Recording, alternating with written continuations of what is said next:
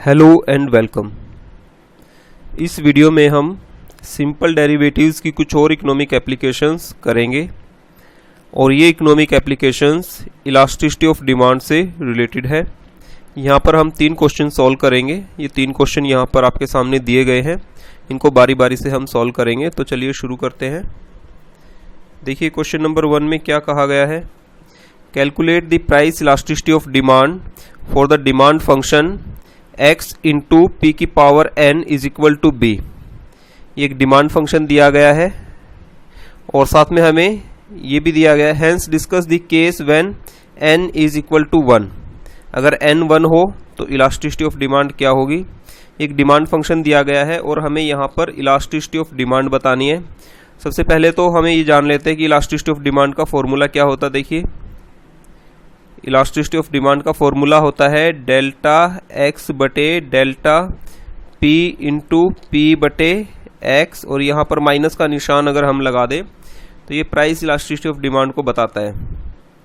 इस क्वेश्चन में हम क्या करेंगे, यहाँ पर हम इस डिमांड फंक्शन को लिख लेते हैं x इंटू पी की power n is equal to B. अब यहाँ पर हम लॉग का जो है इस्तेमाल करेंगे, दोनों तरफ लॉग लेंगे हम, टेकिंग लॉग बोथ साइड्स, ठीक है ना। तो यहां पर इस फंक्शन के अंदर मैं आपको बता दूं, जो x है वो कमोडिटी x की क्वांटिटी है, p है यहां पर प्राइस, x का ही प्राइस, और n एंड b ये कॉन्स्टेंट्स है, ठीक है ना, कॉन्स्टेंट नंबर्स है ये। तो इसमें हम दोनों तरफ लॉग लेंगे तो ये हो जाएगा लॉग x इंटू पी की power n is equal to log b।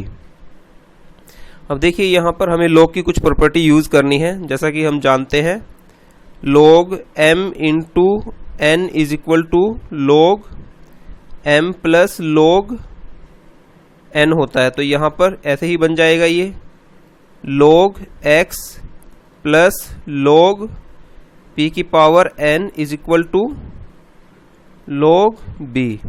अब इसके ऊपर भी log की एक प्रॉपर्टी लगेगी जो कि क्या होती है, हम जानते हैं log m की power n is equal to n into log m, इसके बराबर होती है।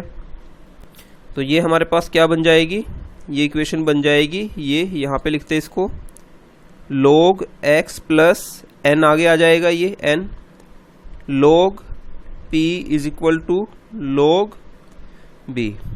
अब यहाँ पर हम p के रिस्पेक्ट में इसका डेरिवेटिव लेंगे, ठीक है ना, taking derivatives with respect to p, क्योंकि p यहाँ पर इंडिपेंडेंट वेरिएबल है और प्राइस इंडिपेंडेंट है, और जो है क्वांटिटी डिमांडेड प्राइस के ऊपर डिपेंड करती है।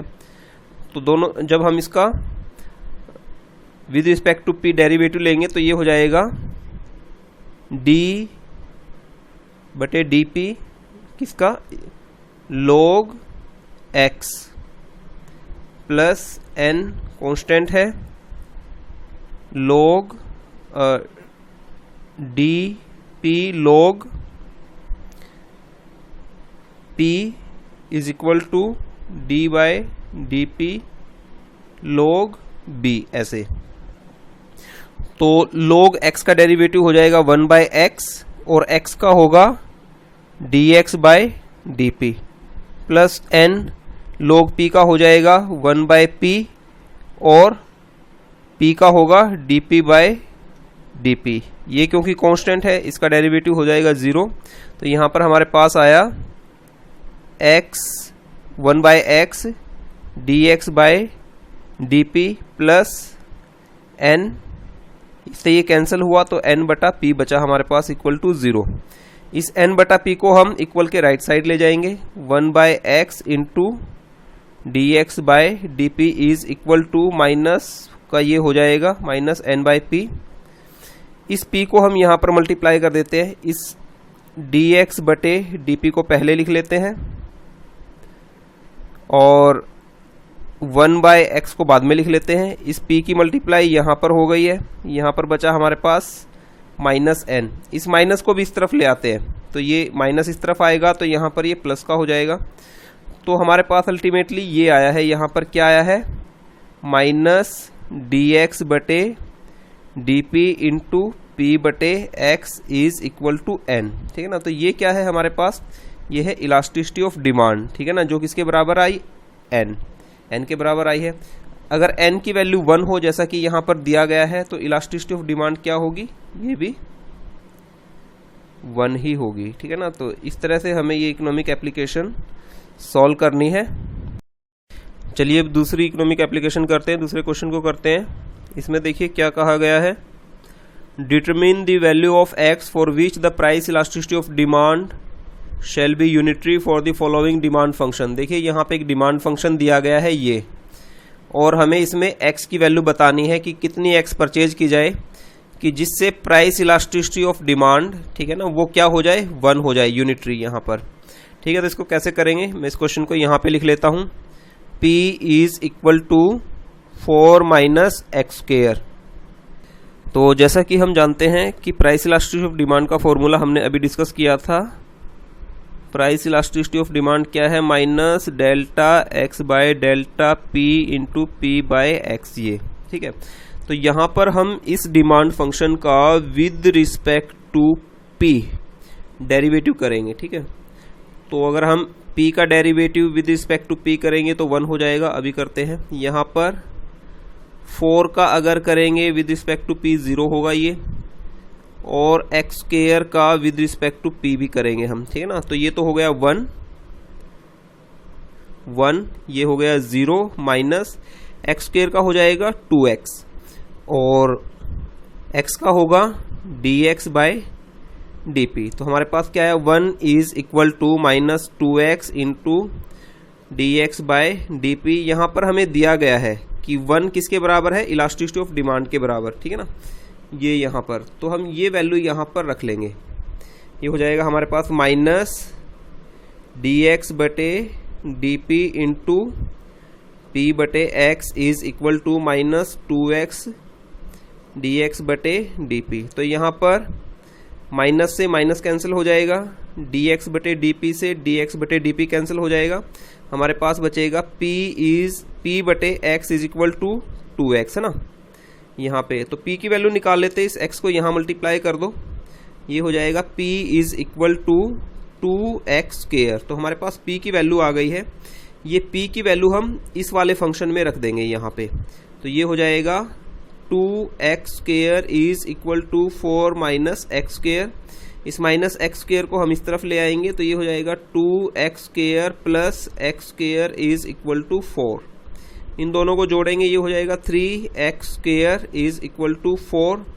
इस 3 को इसके बटे ले आओ, x square is equal to 4/3। ठीक है, दोनों तरफ अनरूट लगा दो, तो ये हो जाएगा underroot x square is equal to underroot 4/3। Underroot से ये स्क्वायर कैंसिल हुआ, तो x is equal to underroot 4/√3 ऐसे आ जाएगा। अनरूट 4 का मतलब होता है 2, अनरूट 3 को ऐसे ही रख लेंगे। तो हमारे पास x की वैल्यू क्या आई है, 2/√3। ठीक है ना, ये हमारा आंसर होगा। तो चलिए अब तीसरा क्वेश्चन करते हैं हम। तीसरा क्वेश्चन है ये हमारे पास, इसमें क्या पूछा गया है, determine the price elasticity of demand for the demand function this.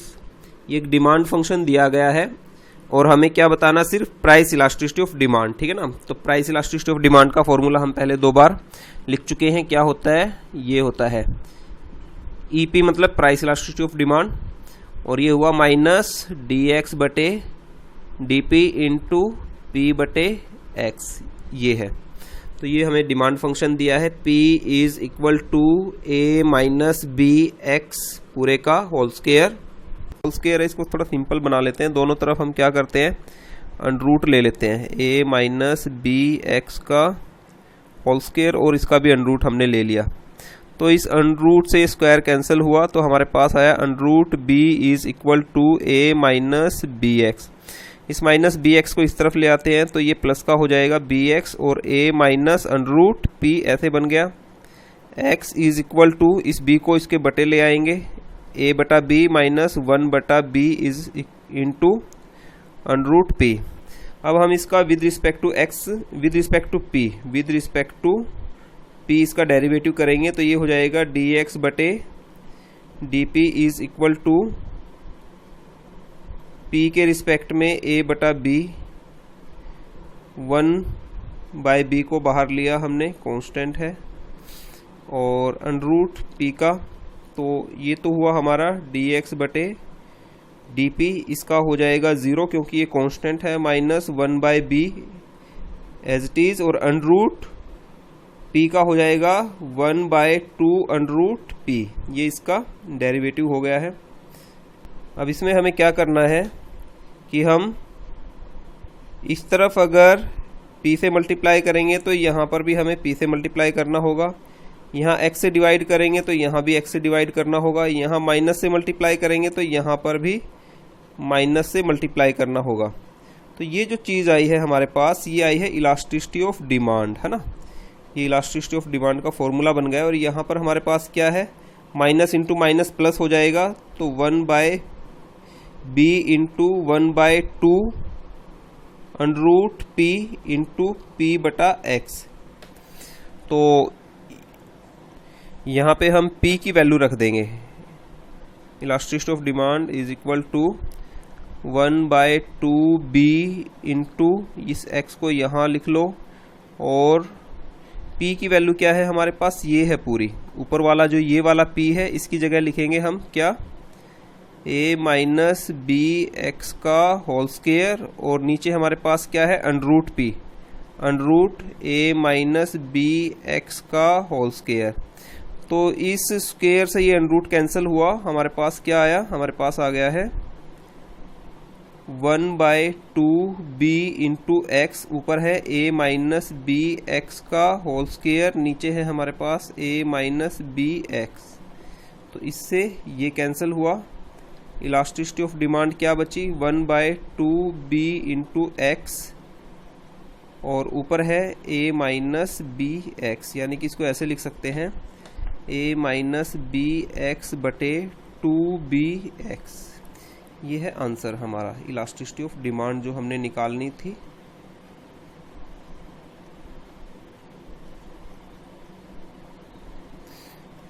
ठीक है, तो इस तरह से हम इसे सॉल्व करेंगे। मैं उम्मीद करता हूँ कि आपको समझ आ गया होगा और आपके लिए यूज़फुल रहेगा। Thanks for watching, have a nice time.